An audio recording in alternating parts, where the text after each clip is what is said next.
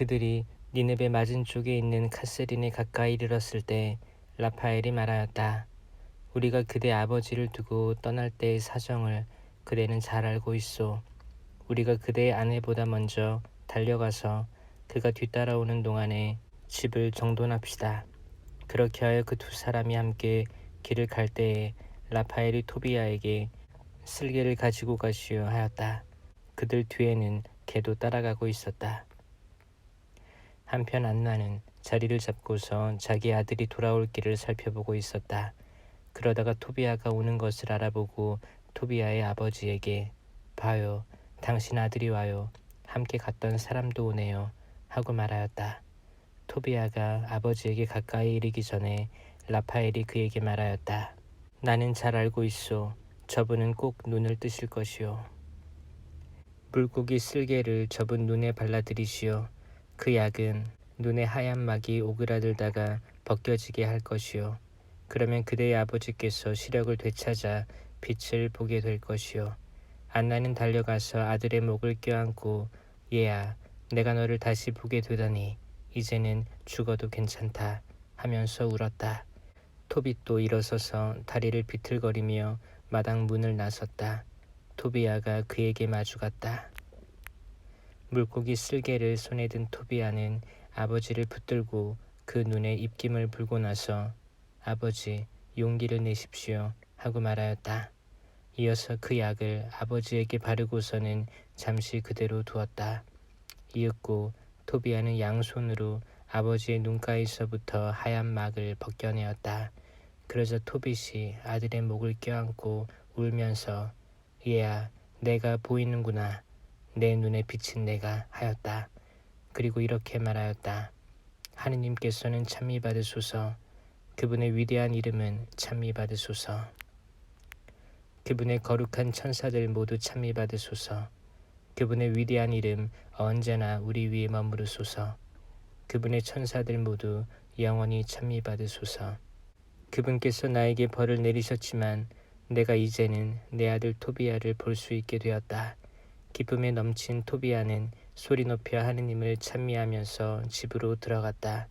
그리고 아버지에게 여행을 잘 마치고 돈을 가져온 것과 라구엘의 딸 사라를 어떻게 아내로 맞아들이게 되었는지를 이야기하고 또 그 사라도 오고 있는데 니느베 성문 가까이 왔을 것이라고 말하였다. 기쁨에 넘친 토빗은 하느님을 찬미하며 며느리를 맞으러 니느베 성문으로 갔다. 니느베 사람들은 토빗이 오는 데에 손을 붙잡고 인도해 주는 사람 없이 힘차게 걸어오는 것을 보고 깜짝 놀랐다. 그때 토빗은 하느님께서 자기에게 자비를 베푸시어 눈을 뜨게 해주셨다는 사실을 그들 앞에서 밝혔다. 이어서 자기 아들 토비야의 아내인 사라에게 다가가 그를 축복하며 말하였다. 얘야, 잘 왔다. 얘야, 너를 우리에게 인도하여 주신 너의 하느님께서 찬미 받으시기를 빈다. 너의 아버지께서 복을 받으시고 내 아들 토비야도 복을 받고 그리고 얘야, 너도 복을 받기를 빈다. 축복 속에 기뻐하며 내 집으로 어서 들어가거라.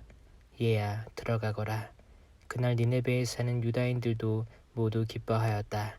토빗의 조카들인 아키카르와 나답도 기뻐하며 토빗에게 왔다. 혼인잔치가 끝나자 토빗은 자기 아들 토비야를 불러 말하였다. 얘야, 너와 함께 갔던 사람에게 품삯을 주고 또 품삯 외에 더 얹어 주도록 배려하여라. 토비야가 물었다. 아버지, 그 사람에게 품삯을 얼마나 주면 되겠습니까? 그가 저와 함께 가져온 재물의 절반을 주어도 저는 아깝지 않습니다. 저를 건강한 몸으로 다시 데려오고 제 아내를 고쳐주었으며 저와 함께 돈을 가져오고 또 아버지를 고쳐주지 않았습니까? 그러니 그에게 품삯을 얼마나 더 주어야 하겠습니까? 그러자 토빗이 아들에게 얘야, 그 사람은 자기가 가지고 온 모든 것의 절반을 받아 마땅하다 하고 대답하였다. 그리하여 토비야는 라파엘을 불러 그대가 가지고 온 모든 것의 절반을 품삯으로 받고 안녕히 가시오 하고 말하였다. 그때 라파엘이 그 두 사람을 은밀히 불러 말하였다. 하느님께서 너희에게 잘해주셨으니 살아있는 모든 이 앞에서 그분을 찬미하고 찬양하여라. 그리고 그분의 이름을 찬미하고 찬송하여라. 하느님께서 하신 일을 존경하는 마음으로 모든 사람에게 알리고 그분을 찬양하기를 게을리 하지 마라. 임금의 비밀은 감추는 것이 좋고 하느님의 업적은 존경하는 마음으로 드러내어 밝히는 것이 좋다. 선을 행하여라. 그러면 악이 너희에게 닥치지 않을 것이다. 진실한 기도와 의로운 자선은 부정한 재물보다 낫다. 금을 쌓아두는 것보다 자선을 베푸는 것이 낫다. 자선은 사람을 죽음에서 구해주고 모든 죄를 깨끗이 없애준다. 자선을 베푸는 이들은 충만한 삶을 누린다. 그러나 죄와 불의를 저지르는 자들은 바로 저희 자신에게 원수가 된다. 나는 이제 너희에게 아무것도 숨기지 않고 진실을 모두 밝히겠다. 나는 이미 너희에게 임금의 비밀은 감추는 것이 좋고 하느님의 업적은 공경하는 마음으로 드러내는 것이 좋다 하고 분명히 밝혔다. 자, 이제 보라. 너와 사라가 기도할 때에 너희의 기도를 영광스러운 주님 앞으로 전해드리니가 바로 나다. 내가 죽은 이들을 묻어줄 때에도 그러하였다. 그리고 내가 주저하지 않고 잔치 음식을 놓아준 채 일어나가서 죽은 이를 매장해 줄 때 너를 시험하도록 파견된 자도 나였다. 또 하느님께서는 나를 파견하시어 너와 내 며느리 사라를 고쳐주게 하셨다. 나는 영광스러운 주님 앞에서 대기하고 또 그분 앞으로 들어가는 7 천사 가운데 하나인 라파엘이다.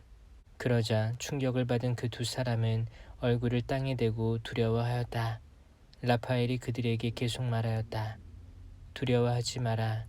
너에게 평화가 있기를. 하느님을 영원히 찬미하여라. 내가 너희와 함께 있었는데 그것은 내 호의가 아니라 하느님의 뜻에 따라 그렇게 한 것이다. 그러니 날마다 그분을 찬미하고 찬송하여라. 너희가 본대로 나는 아무것도 먹지 않았다. 너희는 환시를 보았을 뿐이다. 이제 이 세상에서 주님을 찬미하고 하느님을 찬양하여라. 자, 나는 나를 파견하신 분께 올라간다. 너희에게 일어난 모든 일을 기록해 두어라. 그러고 나서 라파엘은 올라갔다. 그제야 일어선 그들은 더 이상 라파엘을 보지 못하였다. 그들은 하느님의 천사가 자기들에게 나타난 동안 하느님께서 하신 놀라운 일들을 두고 그분을 찬미하고 찬송하였으며 또 찬양하였다. 그때 토빗이 말하였다. 영원히 살아계신 하느님께서는 찬미받으소서. 그분의 나라도 찬미받으소서. 그분께서는 벌을 내리기도 하시지만 자비를 베풀기도 하시고 땅속 가장 깊은 곳 저승으로 내려가기도 하시지만 그 무서운 파멸에서 올라오기도 하신다. 그분의 손을 벗어날 자 아무도 없다. 이스라엘 자손들아, 민족들 앞에서 그분을 찬송하여라. 그분께서 너희를 그들 사이에 흩으셨지만 바로 그곳에서 당신의 위대함을 너희에게 드러내셨다. 살아있는 모든 것 앞에서 그분을 높이 받들어라. 그분께서 우리의 주님이시며 우리의 하느님이시고 영원히 우리의 아버지시며 우리의 하느님이시다. 그분께서는 너희의 불의 때문에 벌을 내리시지만 너희 모두에게 자비를 베푸시어 너희가 흩어져 사는 모든 민족들에게서 너희를 모아들이시리라. 너희가 마음을 다하고 정성을 다하여 그분께 돌아와 그분 앞에서 진리를 실천하면 그분께서도 너희에게 돌아오시어 다시는 너희에게서 당신 얼굴을 감추지 않으시리라. 이제 그분께서 너희에게 해주신 것들을 보고 소리 높여 그분을 찬양하여라.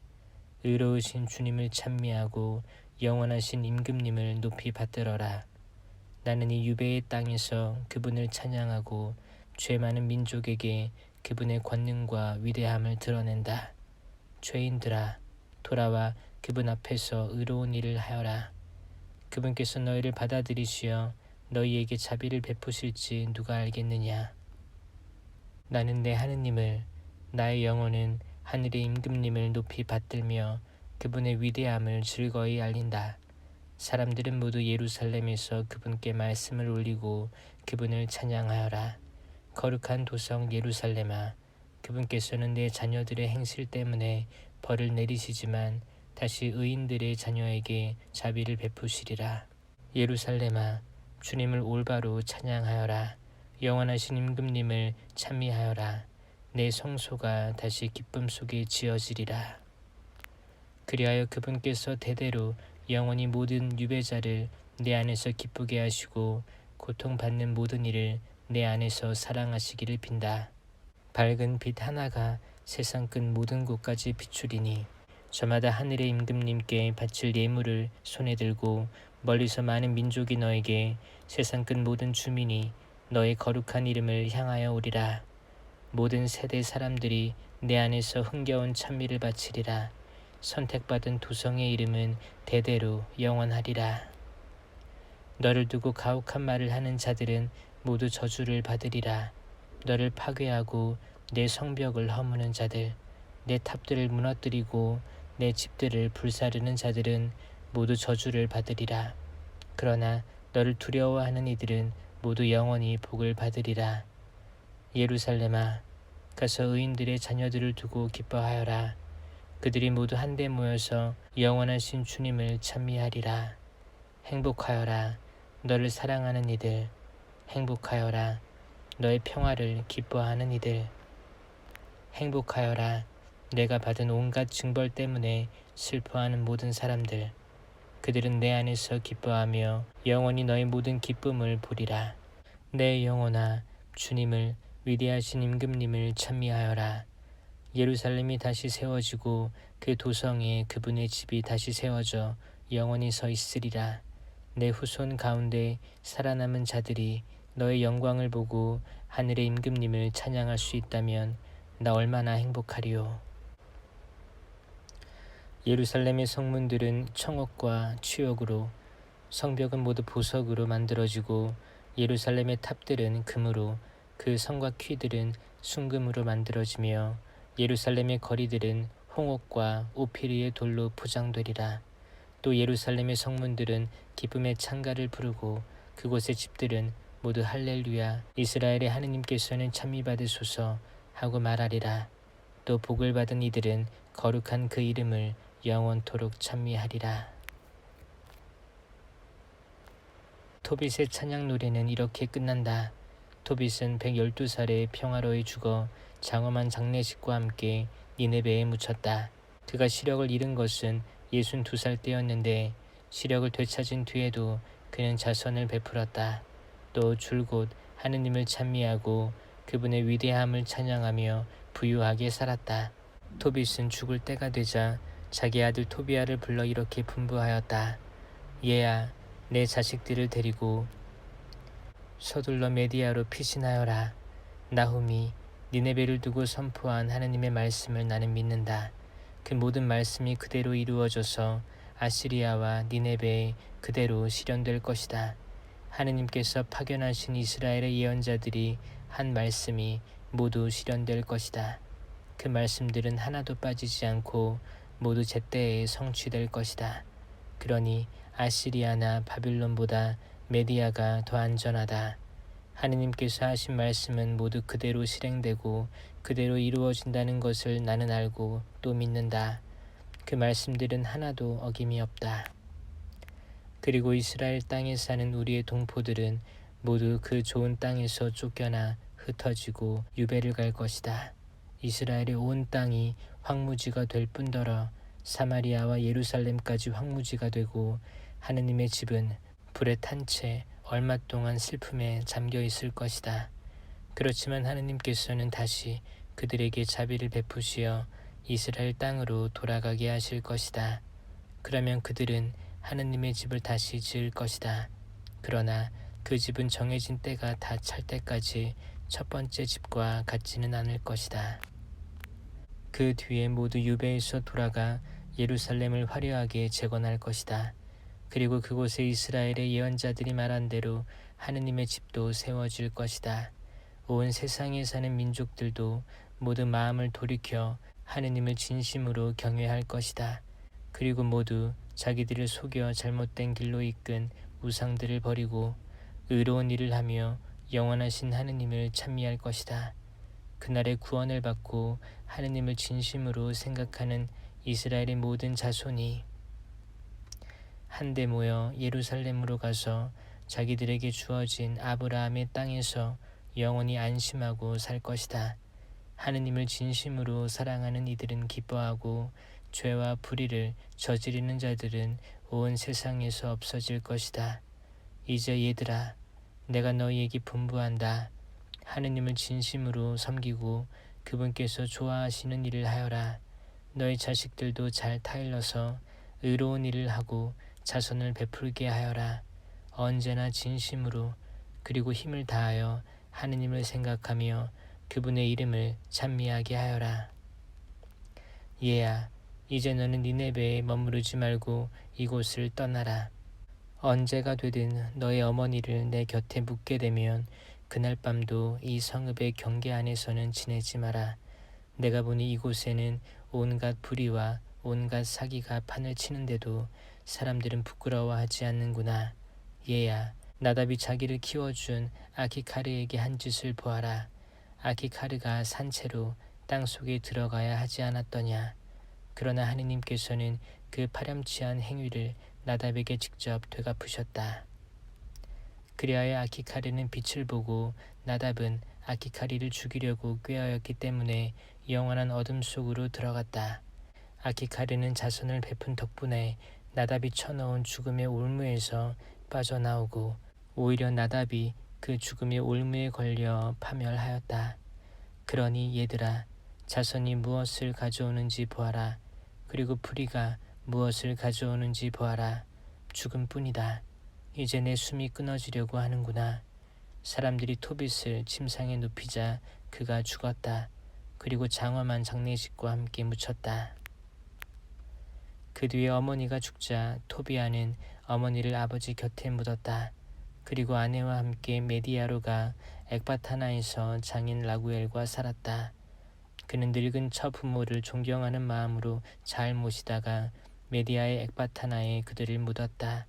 그리하여 그는 자기 아버지 토빈만이 아니라 라구엘의 재산까지 물려받았다.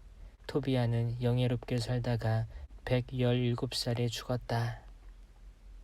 그는 죽기 전에 니네베가 멸망하였다는 소식을 들었고 또 메디아 임금 키아카레스가 니네베에서 포로로 잡은 자들이 메디아로 끌려오는 광경을 보았다. 그리고 하느님께서 니네베와 아시리아 사람들에게 하신 모든 일을 두고 하느님을 찬미하였다. 이렇게 토비아는 죽기 전에 니네베를 두고 기뻐하며 영원 무궁하신 주 하느님을 찬미하였다.